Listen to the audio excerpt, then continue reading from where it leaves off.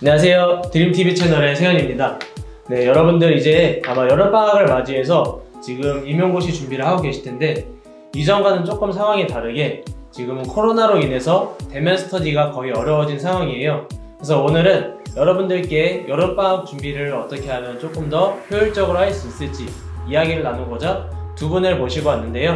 저희 새로 오신 게스트와 그리고 이번 2020학년도에 시험을 합격하신 고득점을 한 멋진 후배님을 모시고 왔습니다. 와! 멋지다!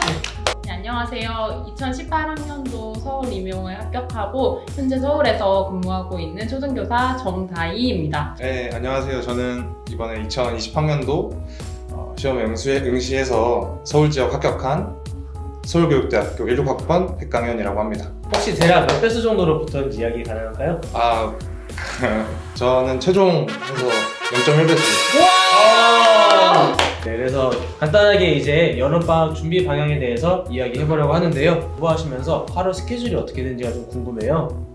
저는 기본적으로 일단 제가 요즘에도 마찬가지지만 아침형 인간이어서 네, 되게 일찍 자고 일찍 일어나는 패턴으로 생활했어요. 그래서 12시에 자고 아침 6시면 일어났습니다. 아침 6시에 일어나셨구나. 네. 그래서 저는 기숙사 생활을 했었는데 6시에 딱 가방 싸고 나왔어요. 저는 집에서 공부를 잘 못하는 타입이기 때문에 도서관으로? 도서관으로. 네. 그래서 바로 도서관으로 가서 일단 오전 공부를 하고 또 오전에 스터디 있는 날이면 스터디도 하고 그래서 점심 먹고 나서 좀 특이한 스케줄이 하나 있어요. 저는. 네. 궁금해요. 저는 다른 수험생들이랑 조금 다르게 낮잠을 꼭 잤어요. 약간 낮잠은 뭐 몇 시간 정도 주무시나요? 저는 오래 못 자서 낮잠을 알람 안 맞춰놓고 자도 한 30분에서 1시간 사이? 그 정도 잤던 것 같아요. 이건 처음 들어봐. 낮잠 잤다고. 다른 수험생들 중에서는 이제 이렇게 중간에 잠깐 공부 흐름이 끊어지는 게 걱정이 될 수도 있을 것 같은데 본인에게는 그게 조금 도움이 되셨나요? 네, 저는 오히려 졸릴 때 공부하면 너무 휘발이 잘 되더라고요.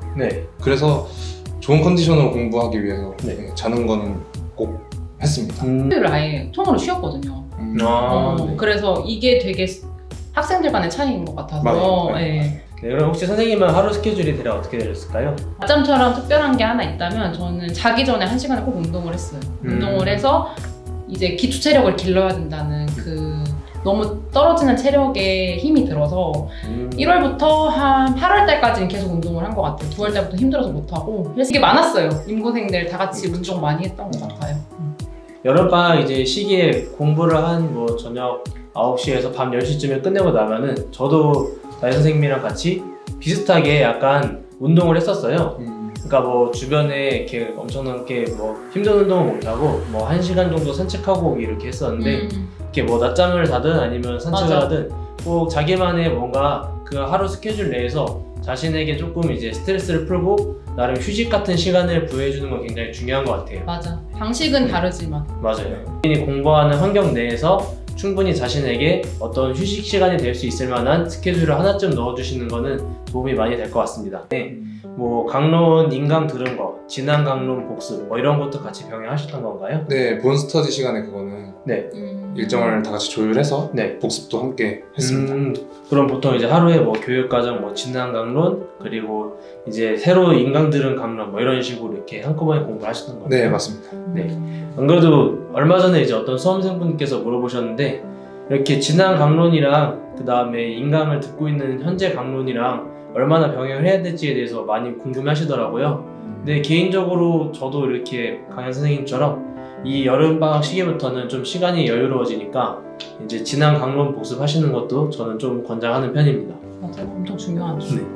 그러면은 혹시 스터디 좀 진행 방식도 궁금한데 뭐 두 분은 혹시 스터디를 어떻게 진행을 하셨었어요? 저는 본 스터디를 가장 중점적으로 일단 했고 그 다음 짝스는 이제 예외로 하고 아까 말씀하셨던 강론, 기본이론 비중을 저희 스터디 같은 경우에는 50대 50 정도로 한 것 같아요. 그래서 일단은 기본적으로 자기가 중요하다고 생각하는 것을 먼저 물어봤어요. 근데 이게 중요하다고 생각하는 게 수험자마다 달라요. 대신 여기서 중요한 건 상대방이 물어보는 거가 나한테도 중요할 수 있다는 그 믿음을 가지고 가끔 가다 보면 저거 안 나올 것 같은데 이런 마음이 들 때가 있거든요. 왜냐면 너무 힘드니까 내가 저거까지 암기해야 되나? 근데 그런 마음을 다 걷어내고 저 친구가 물어보는 걸 계속 대답했어요. 저희는 여름방학 이후로 갈수록 중요한 거는 인강 그 선생님이 말씀하시는 거 외에도 좀 야 이거 내가 읽다 보니까 이 부분은 되게 내가 생각할 때 중요한 것 같다. 근데 실제로 그게 나왔어요.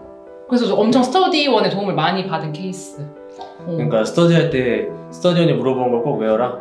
네, 개인적으로 제가 아쉬웠던 거는 스터디원이 물어본 거를 소홀하게 했다가 피를 봤던 적이 있어서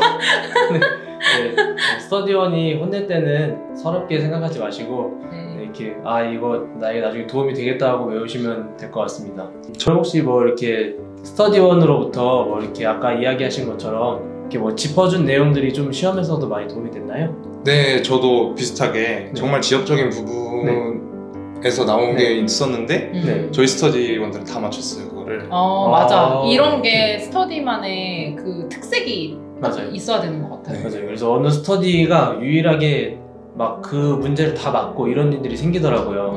혹시 그게 그 미술 문제였나요? 미술 문제 맞습니다. 그 문제였구나. 자율적으로 예를 들면은 다 한 다음에 나머지 10분은 우리 진짜 모르는 것만 질문하자. 이렇게 해서 진행도 했던 것 같아요. 그러면은 새로운 정보가 유입이 되니까 조금 힘들긴 한데 그게 나오면은 대박 맞출 수 있는 거죠. 저희는 일단 복습을 굉장히 중요시하게 생각했어요. 왜냐면은 강론 같은 경우도 많이 들어본 얘기시겠지만 감 잃지 않는 게 중요하다. 그런 얘기도 있고 교육과정도 휘발성이 강하기 때문에 맞아요. 복습이 진짜 중요하다고 생각해서 늘 하루에 복습량을 꾸준히 했던 게 제일 기억이 나고 또 굉장히 융통성 있는 스터디였어요. 그래서 뭐 다 같이 좀 처지는 분위기다. 이러면은 뭐 도덕 모형 뒤로 밀어. 센스 있다. 그 대신 뒤에 할 걸 미리 하는 거죠. 그런 식으로 융통성 있게 하니까 서로 이겨내는 뭐 그런 과정이. 그러면은 4명이면은 1대1, 1대1 이렇게 묶으신 거예요? 네, 맞아요. 그렇게 해서 대신 그 안에서 이렇게 자율적으로 매일매일 바꾸고? 네네. 이건 똑같네요, 저희랑. 네, 아마 지금 의미 있는 얘기가 나온 것 같은데 뭐 이거는 코로나 이전과 이후의 상황과 관계없이 스터디 하다 보면은 이렇게 계획했던 것과 다르게 스터디가 흘러가게 될 거예요. 아마 어쩔 수 없이 뭐 스터디원 누구에게 일이 생기거나 아니면은 다 같이 뭐 힘든 시기가 왔을 때 그때 이렇게 어느 정도 서로 이야기를 해서 조율해가지고 뭐 공부할 거를 이렇게 서로 조정을 한다든지 아니면은 뭐 스터디 일정을 조금 조정한다든지 이렇게 융통성 있게 해결하는 거는 좀 도움이 많이 될 것 같습니다. 각자 집에서 공부를 한다든지 아니면 만나지 못하고 뭐 전화로 이야기를 하거나 이렇게 하고 있는데 이제 어떤 방식으로 보강을 하는 것이 좋을까라는 의견이 나왔었는데 이제 혼자 이제 공부를 하면서 전화로 스터디를 했었어요. 기존의 대면 스터디만큼은 아니더라도 스터디하는 효과가 어느 정도 있었거든요.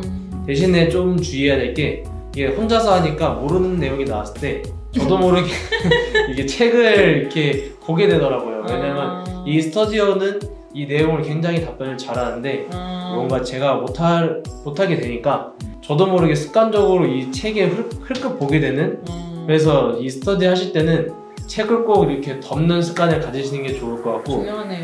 네, 이게 조금 여기서 보완을 하자면은 최근에 이제 쌍방향 수업이 진행이 되면서 줌같이 이제 그런 얼굴을 서로 마주할 수 있는 이제 화상 프로그램들이 많이 있잖아요.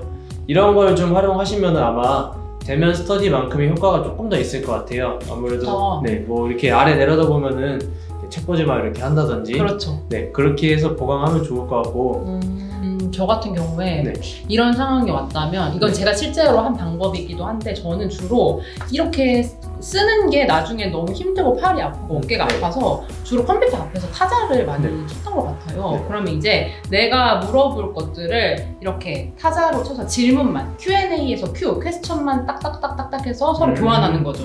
그럼 거기에 대해서 스스로 이렇게 하고 못하면은 다 서로 마지막에 채워서 보내주고 이렇게 앞에서 그러니까 질문과 답을 꼭 전화로만 해야 되는 것도 아니니까 그렇게 하면은 또 이게 기록이 남으니까 내가 하나씩 한 장씩 끼워다 보다 보면 나중에 이렇게 책처럼 이런 게 있었지 이렇게 쓰지 말고 그냥 눈으로라도 마음속으로 시험 전에 그게 되게 도움이 많이 되더라고요. 이렇게 보니까 질문만 놓고 대답은 하지 않고 그러면 이게 시간을 좀 효율적으로 쓰는 느낌? 그리고 지금 같은 상황에는 그게 되게 좋을 것 같아요.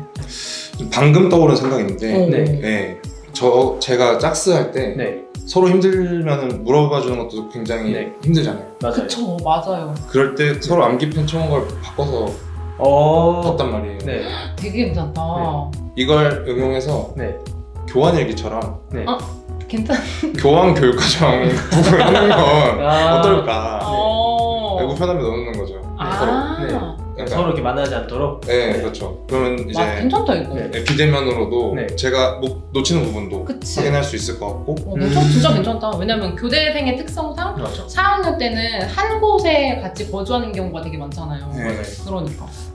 그래서 네. 네. 그런 식으로 하면 어떤 설렘과 함께 공부할 수 있지 않을까. 아, 편지를 기다리는 느낌. 살짝 그렇지. 쪽지도 조금 써주고. 논술도 이제 온라인으로 스터디를 했었어요. 그래서 온라인으로 이제 먼저 손으로 작성을 하고 나서 그거를 한글 파일로 옮겨서 저희 뭐 단톡방에다가 공유를 하면은 그걸 이제 스터디원들이 이렇게 거기에다가 메모를 남기듯이 피드백을 해주는 방식이었거든요. 이렇게 뭐 이게 뭐 논점에 맞는다 안 맞는다 아니면 뭐 이 내용은 좋았다 이렇게. 근데 나름 그 방식이 도움이 됐었던 것 같아요. 그러니까 시간 내에 근데 조금 단점이 나중에 손으로 쓰는 게 솔직히 좀 힘들잖아요. 귀찮고. 그러니까 귀찮아서 그냥 손으로 안 쓰고 한글 파일에다 그냥 바로 쓰는 거예요.